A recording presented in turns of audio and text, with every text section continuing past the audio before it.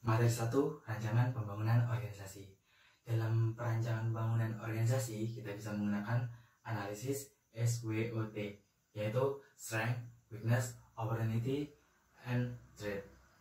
Sistematika dalam analisis SWOT yaitu pertama, kita harus memahami latar belakang dan tujuan-tujuan dari organisasi tersebut. Deskripsikan organisasi atau pahami batasan dan apa yang bisa dikerjakan. Memahami apa saja hal yang dapat dilakukan oleh organisasi serta batasan-batasan yang terdapat dalam organisasi tersebut. Nah, analisis SWOT bagian ketiga. Jadi, analisis SWOT itu terdapat dua faktor, yaitu faktor internal dan juga eksternal.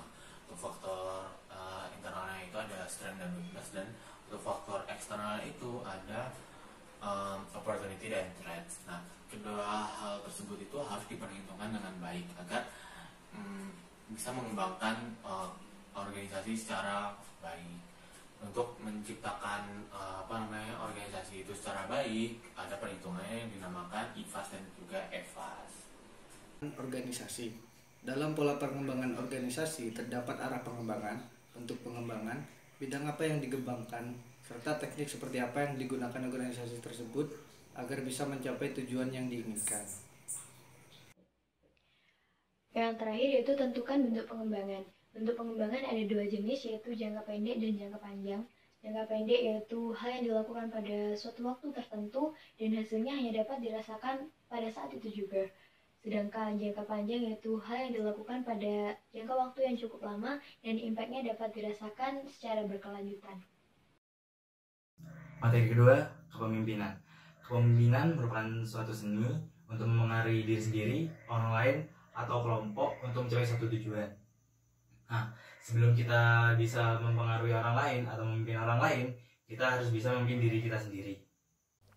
Untuk menjadi seorang pemimpin yang ideal yaitu, yang pertama, menjadi pemimpin itu harus jujur karena dapat meningkatkan respek pada kita dan juga dapat meningkatkan kepercayaan. Materi kepemimpinan bagian ketiga. Kedua, seorang pemimpin itu harus dapat dipercaya oleh anggota-anggotanya. Nah, supaya bisa dipercaya oleh anggota-anggotanya, pemimpin itu harus bisa berkomunikatif, yaitu bagaimana seorang pemimpin itu dapat berkomunikasi dengan anggota-anggotanya dengan baik. Yang terakhir adalah pemimpin itu harus cerdas. Indikator seorang pemimpin apa sudah ideal atau belum itu bisa diketahui dari diri sendiri dan mendengarkan kritik dari orang lain. Selain itu, dalam organisasi, seorang pemimpin tidak harus selalu yang tertua, namun utamakan memilih pemimpin yang lebih berkompeten. Kelima, agar tetap dihormati, tidak ditakuti, dan tidak diremehkan oleh anggotanya, seorang pemimpin harus meningkatkan kejujuran dan kepercayaan. Setelah itu meningkatkan komunikasinya dan melihat lawan bicaranya, serta bagaimana cara mengerti dengan setiap orang yang diajak berbicara atau bekerja sama. Materi ketiga, komunikasi. Komunikasi sangat penting bagi suatu organisasi. Apabila komunikasi di suatu organisasi tidak berjalan dengan baik, maka organisasi itu pula pasti tidak akan berjalan dengan baik. Karena dalam komunikasi, kita bisa dapat bertukar pikiran, mencari informasi, memecahkan masalah, bermusyawarah, dan lain-lain. Oleh karena itu, komunikasi sangat penting di suatu organisasi. Adapun langkah-langkah agar komunikasi dapat berjalan dengan baik, diantaranya kita harus berusaha untuk menggunakan kata-kata yang mudah dipahami oleh orang lain, supaya lawan bicara kita dapat dengan mudah memahami apa yang kita maksud.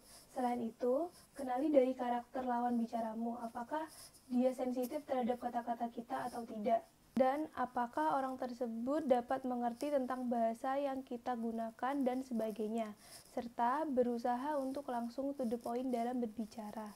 Materi komunikasi bagian ketiga. Nah, karena begitu pentingnya komunikasi, maka diperlukan untuk komunikasi dalam keadaan apapun dan kondisi apapun. Nah, oleh sebab itu, jika terdapat kondisi-kondisi yang menghambat untuk seseorang berkomunikasi, maka kita tidak boleh dimasalahkan oleh keadaannya, tapi yang kita harus lakukan adalah bagaimana kita bisa mengadaptasi terhadap diri kita agar bisa berkomunikasi dengan orang lain dalam keadaan apapun. Meskipun begitu pentingnya komunikasi, di dalam organisasi tetap harus bisa menentukan porsi yang seimbang, yaitu porsi dalam hal bercanda dan membicarakan hal yang serius. Tapi gimana caranya? Ya, salah satunya adalah dapat menempatkan diri dalam kondisi tertentu. Apabila kondisinya sedang serius, maka kita tidak boleh merubah situasi tersebut menjadi bahan bercandaan. Dan permasalahan terakhir yang sering terjadi pada pengurus baru ataupun pengurus yang lebih muda yaitu sungkan untuk bertanya kepada pengurus yang lebih tua atau pengurus senior. Nah, gimana sih cara menghilangkan kesungkanan tersebut? Semuanya balik ke diri kita masing-masing. Pasti memiliki penyelesaiannya yang berbeda-beda. Materi keempat, Himasifan.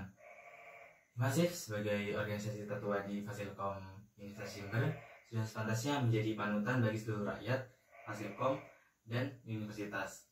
Jadi, kita sebagai pengurus harus bisa menjaga nama baik Himasif agar orang lain menilai Himasif dengan perspektif yang baik.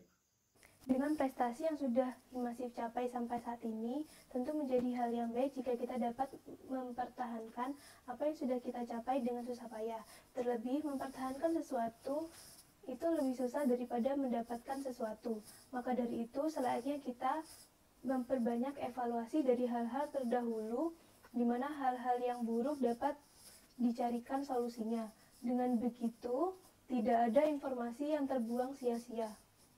Di Himasif, kita sudah menjadi satu ikatan, di mana dengan adanya ikatan, seharusnya kita mengenal satu sama lain tanpa adanya rasa sungkan terhadap pengurus maupun anggota yang lain. Dengan begitu, Himasif dapat bekerja lebih profesional dan dapat memberikan dampak yang lebih terhadap anggota Himasif ke depannya.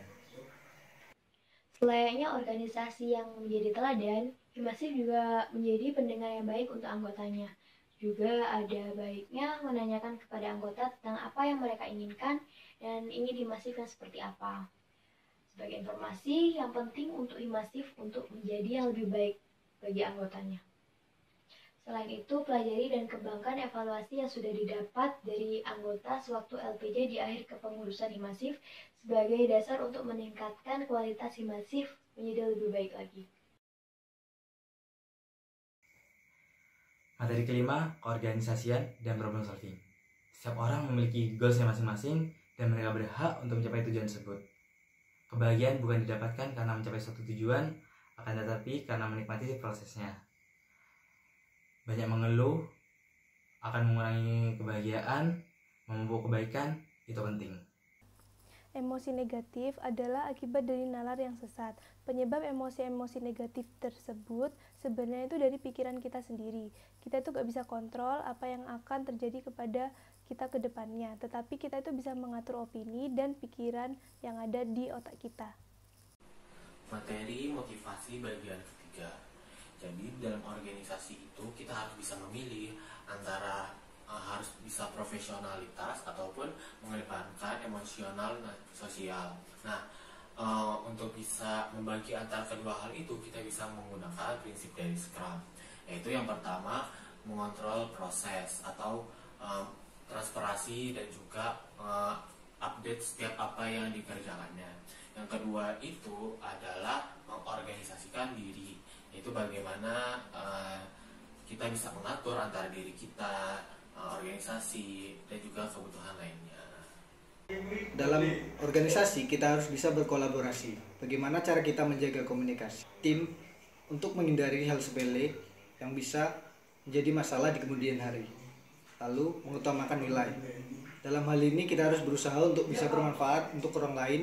Hal sekecil manapun tidak masalah asalkan itu bermanfaat. 5. Time boxing atau mengatur waktu. Banyak deadline yang harus terpenuhi sehingga kita harus pintar memanage waktu. Keenam, iterative development atau pengembangan.